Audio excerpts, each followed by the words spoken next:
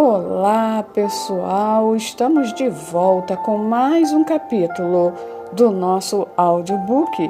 Mas antes, te peço que não deixe de curtir esse conteúdo, compartilhe e se inscreva. Assim você será notificado com novos projetos. Estamos estudando o livro Kryptonita. Não perca os próximos capítulos. Quarta parte, Eliminando a Kryptonita. Capítulo 22, Um confronto. Vamos iniciar a jornada de eliminar a Kryptonita, tanto individual como coletiva, confrontando primeiro as consequências de negligenciar a erradicação dessa substância mortal. No segundo ano do ensino médio, é exigido que façamos um curso de 2 dias sobre drogas ilegais, que revela as horríveis consequências do uso de drogas. Em todos os meus anos de festança, antes de conhecer a Cristo, eu andei limpo de qualquer droga ilegal. O medo das consequências me manteve a salvo. Certamente existe um medo que não é saudável, e Jesus nos libertou disso.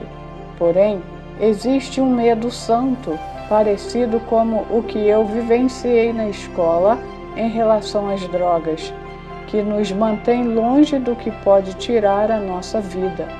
A palavra declara: temamos, pois que, porventura, deixada a promessa de entrar no seu repouso, pareça que algum de vós fique para trás. Hebreus 4, verso 1. E pelo temor do Senhor, os homens se desviam do mal. Provérbios 16, verso 6. Mais uma vez irei abordar os líderes cristãos neste capítulo. Porém, esta mensagem deve alertar a todos nós, pois um crente é a cabeça das nações e não a cauda. Deuteronômio 28, verso 13.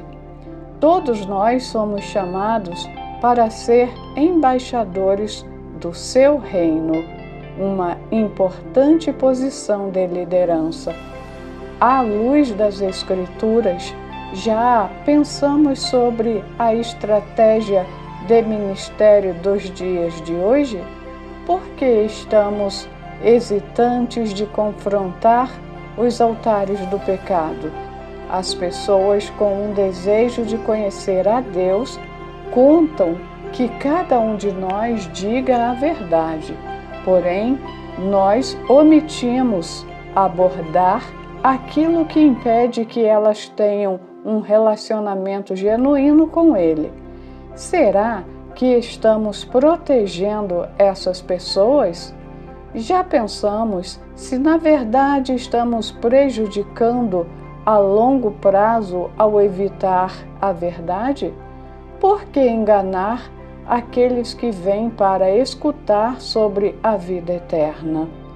Não é nada diferente de Ângela, que por não ter sido avisada de primeira, encontrou-se num dilema perigoso em seu casamento. Por que iríamos querer que alguém pensasse que pode trazer a prática do pecado para um relacionamento com Jesus?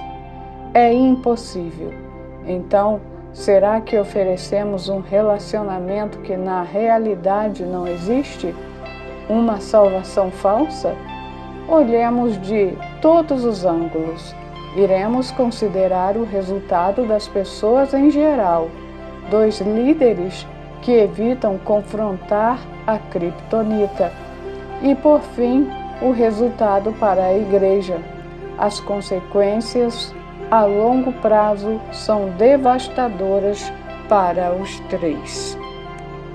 Pessoas em geral.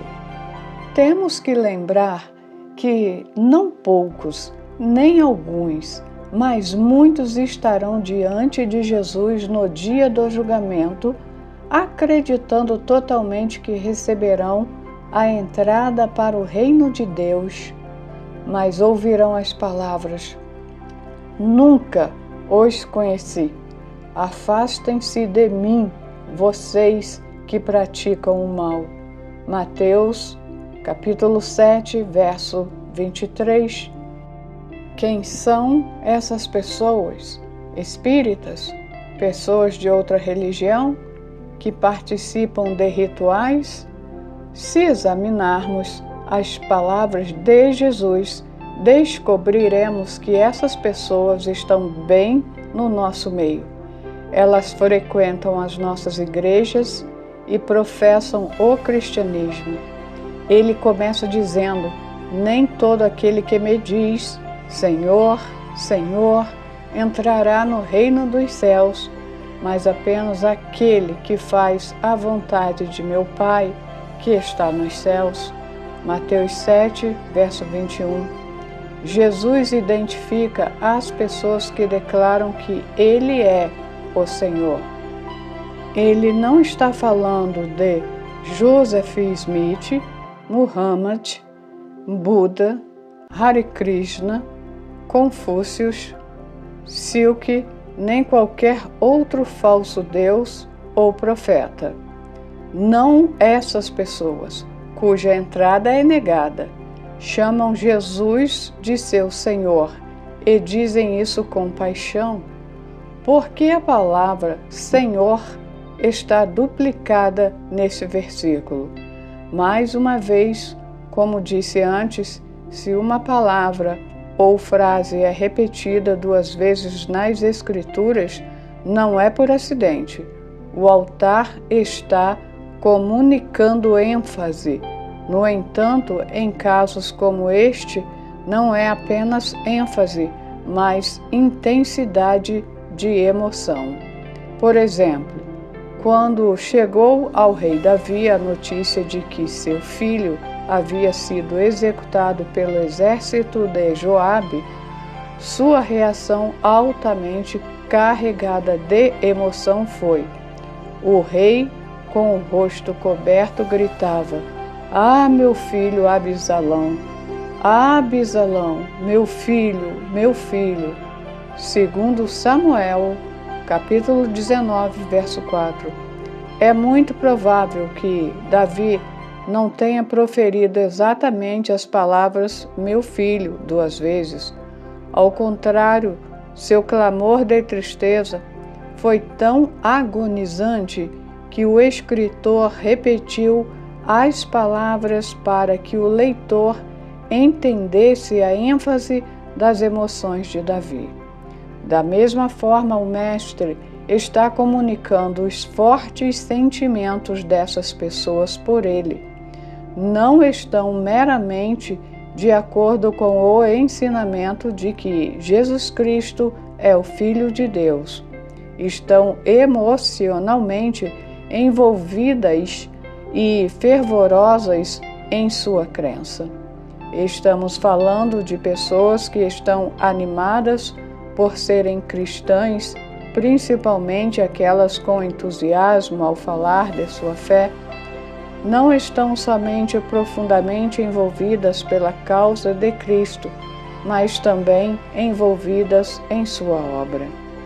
Posso até ver a cena no juízo final: milhares vindo em minha direção e se justificando: Senhor, nós pregamos a mensagem, expulsamos demônios e todos diziam que os nossos projetos eram patrocinados por Deus.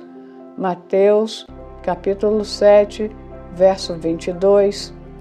A paráfrase, a mensagem transmite melhor a ideia de que essas pessoas não eram espectadoras, eram diretamente envolvidas ou apoiavam a obra de suas igrejas.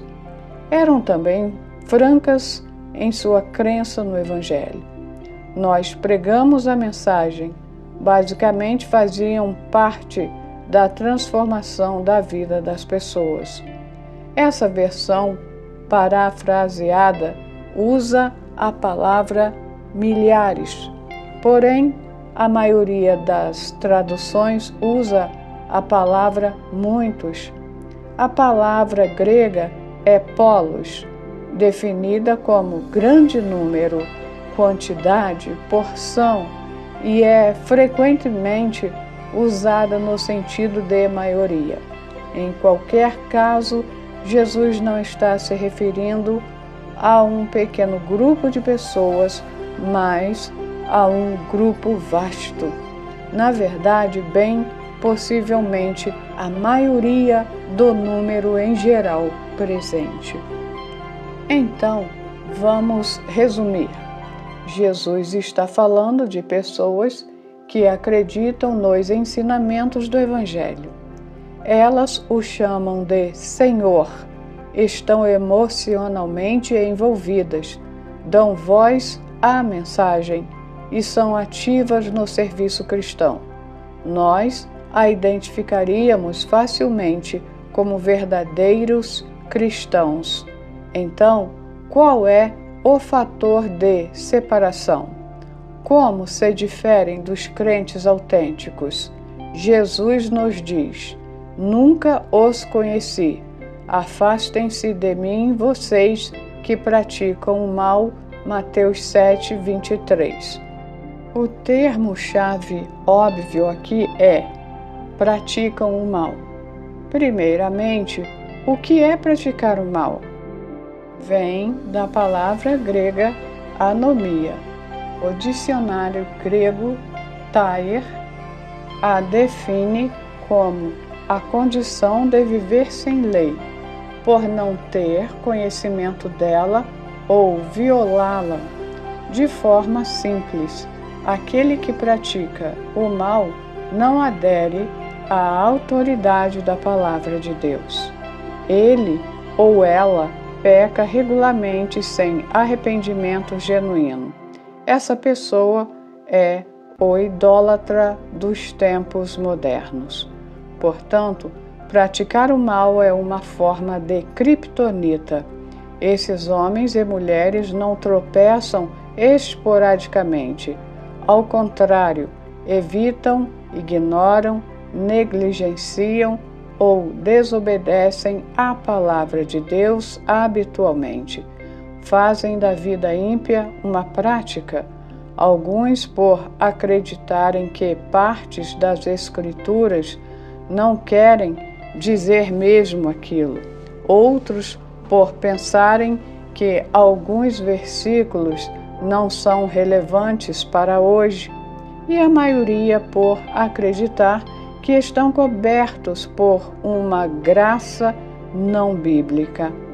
Tristemente, acredito que uma das razões pela qual essas pessoas continuam em pecado é porque a liderança delas nunca as confrontou nem as guiou ao arrependimento genuíno. Não lhes foi dito que é impossível trazer seus amantes idólatras para um relacionamento de aliança com Jesus Cristo. Se fossem verdadeiramente salvas pela graça, iriam não apenas desprezar o pensamento, mas também escolheriam afastar-se do pecado voluntário repetitivo, crucificariam a carne com suas paixões e desejos e buscariam um caráter santo e frutos. Essa é a marca de um verdadeiro crente. É interessante notar que Jesus declarou: nunca os conheci. A palavra conheci vem do grego gnóstico, que significa conhecer intimamente. Nunca tiveram um relacionamento verdadeiro com ele.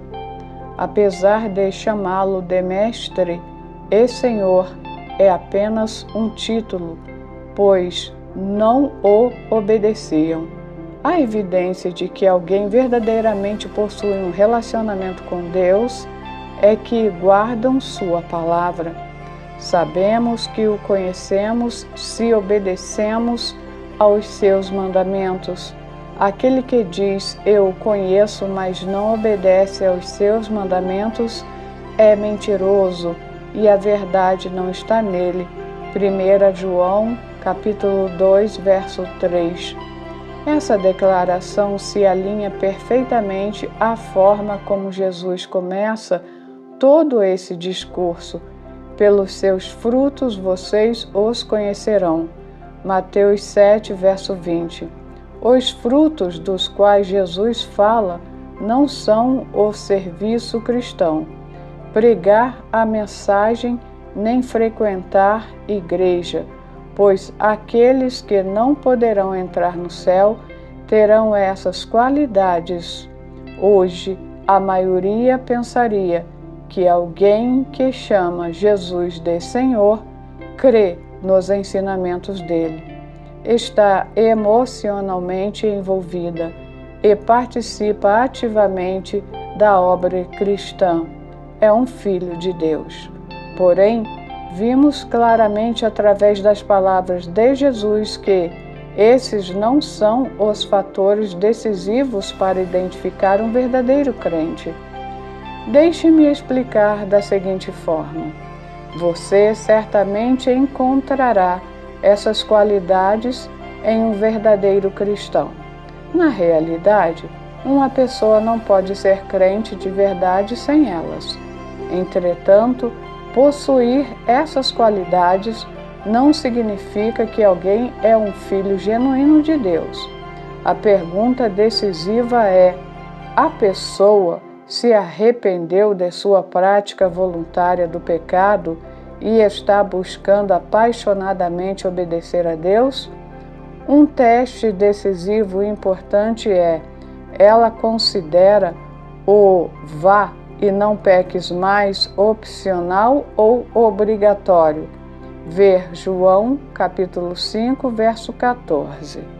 Os comunicadores. Consideremos agora as consequências a longo prazo para líderes ou comunicadores do Evangelho. As Escrituras descrevem um julgamento preocupante para aqueles a quem Deus confiou sua palavra, mas se recusaram a confrontar com a verdade. Leia cuidadosamente ou ouçam esse aviso que Deus dá aos seus mensageiros.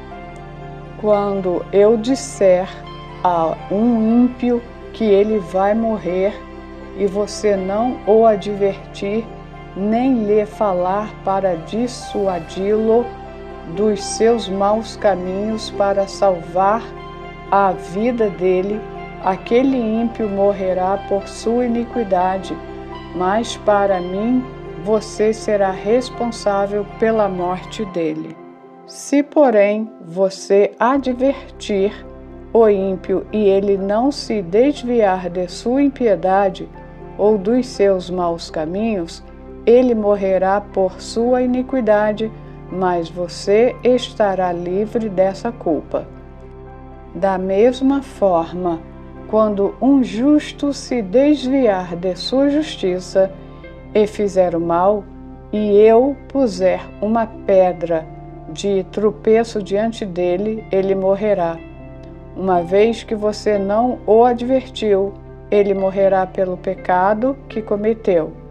As práticas justas dele não serão lembradas para mim.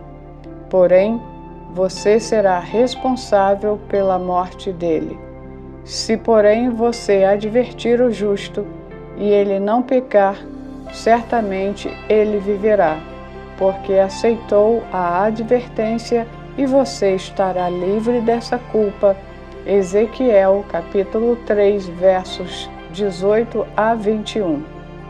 Por favor, observe a frequência do verbo advertir nos versículos anteriores.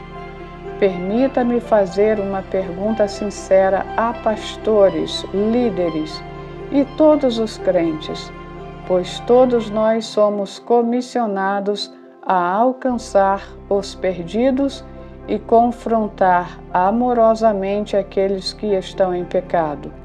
Você quer ser responsável por aqueles a quem levou a pensar que estão corretos diante de Deus, mas não estão, pois você deixou de adverti-los a abandonar o pecado? Eles vivem sob uma falsa pretensão, mas devido à falta de advertência, continuam no pecado e ouvirão no dia do julgamento: afastem-se de mim.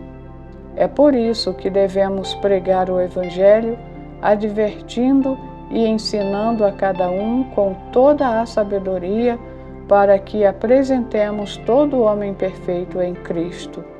Colossenses capítulo 1, verso 28. Não devemos apenas ensinar, mas também advertir. Pense sobre o que Deus deixou claro nos versículos anteriores. Você será responsável pela morte dessas pessoas. Você já considerou o fato de que ficaremos conscientes da nossa negligência por toda a eternidade? Isaías nos diz que no novo céu e na nova terra, de uma lua nova a outra e de um sábado a outro, toda a humanidade virá e se inclinará diante de mim, diz o Senhor.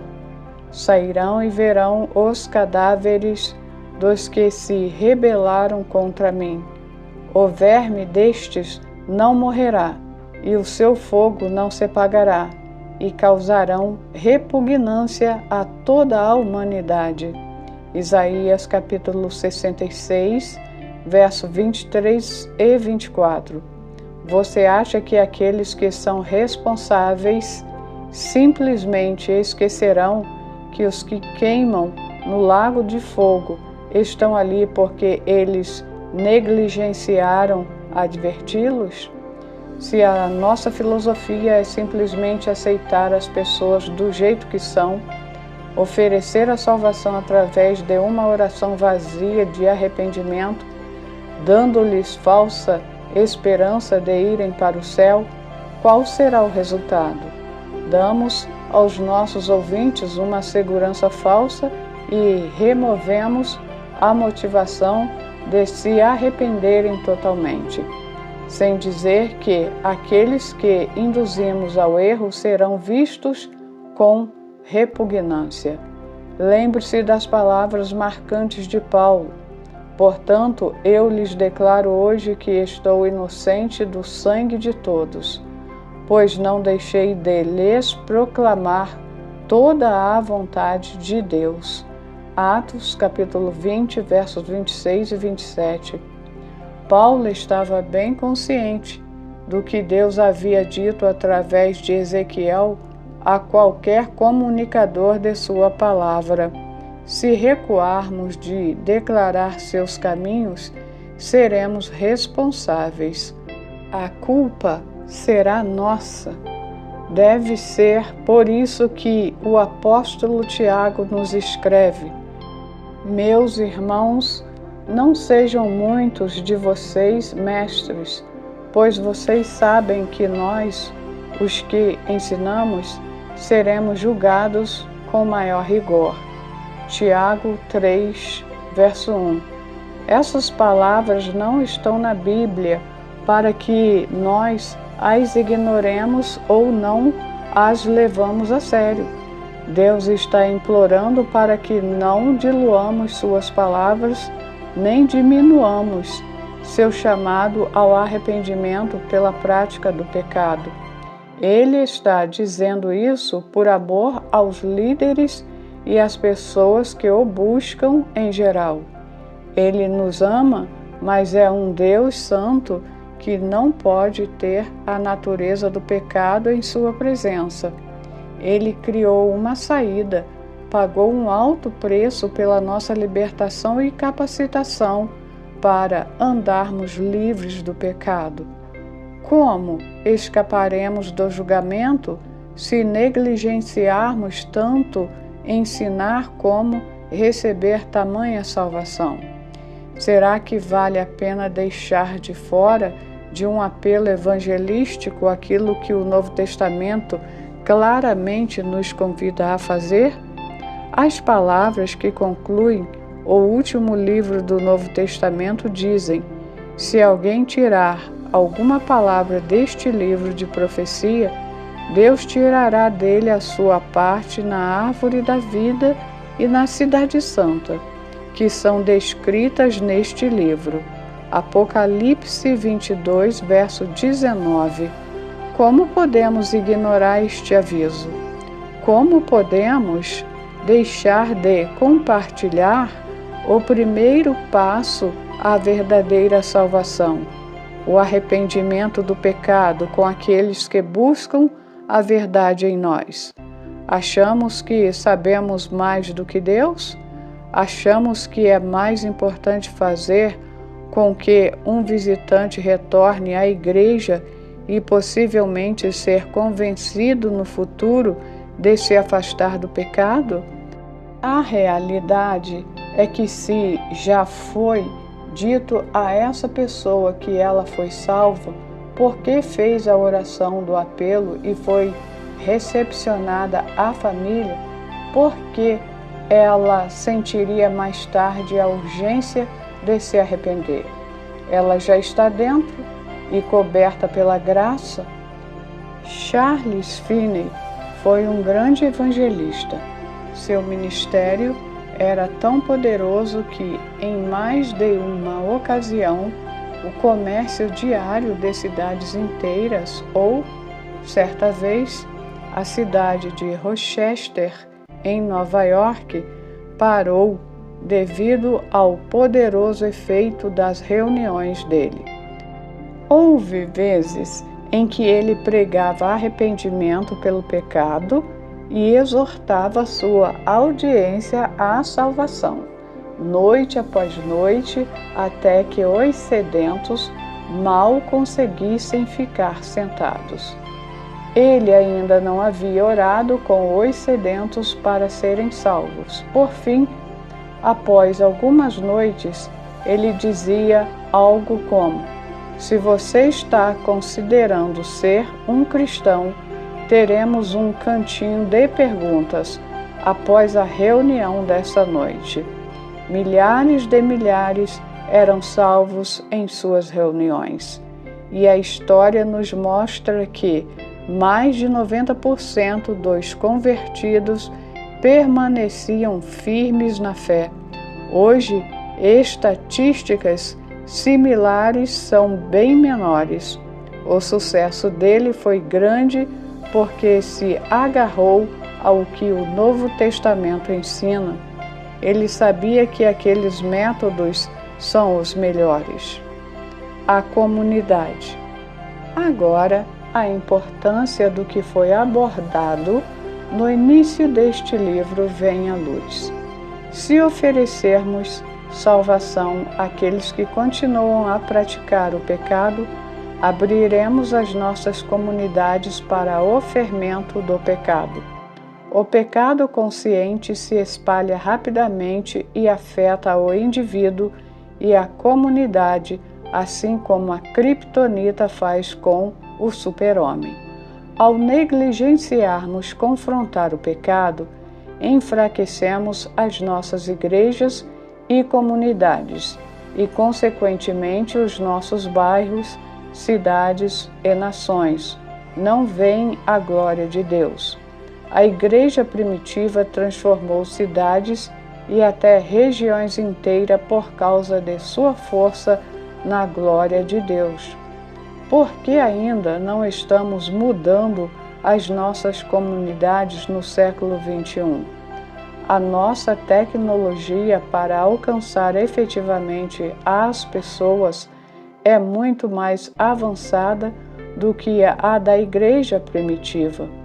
Por que vemos aborto, adultério, imoralidade sexual, homossexualismo e confusão de gênero florescerem na América e no restante do mundo ocidental?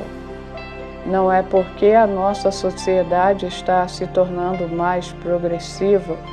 Essa mesma tendência de fazer o que é mal foi vista quando a Igreja esfriou nos séculos IV e V.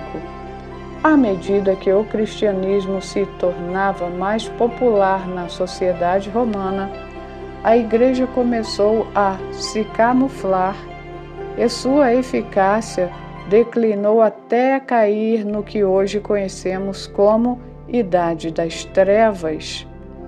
Eu não estou disposto a ver isso acontecer novamente e sei que há multidões de outros líderes que concordam. Nós não iremos recuar de declarar a verdade completa com amor e compaixão. Por favor, junte-se a nós e decida proclamar a verdade, seja ela popular ou não, bem-sucedida ou não. Pregue a palavra de Deus que irá trazer mudança a vidas, comunidades, cidades e nações. Fazer qualquer outra coisa é se recusar a amar o próximo. Entre em ação.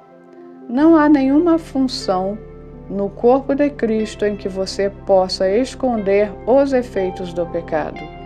Isso afeta não só aqueles na liderança, mas pode espalhar-se até a partir de uma pessoa que abre a porta para o pecado em sua vida. O nosso silêncio em relação ao pecado pode enviar pessoas à destruição.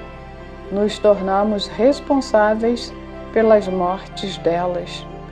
Leia a última frase novamente, mas a personalize. O meu silêncio em relação ao pecado pode enviar pessoas à destruição, tornando-me responsável pela morte delas. Declare isso em voz alta algumas vezes e absorva essa verdade. Permita que o peso dela descanse sobre o seu coração e a sua mente. Deus irá responsabilizar você por essa questão. Nós não podemos encobrir o pecado. Como você acha que isso se aplica à sua vida? Como isso muda o seu casamento ou a forma de educar os seus filhos? Como isso mudará a forma como você fala com as pessoas na sua igreja local? Peça essas respostas a Deus até que você alcance um entendimento claro de como viver com essa verdade.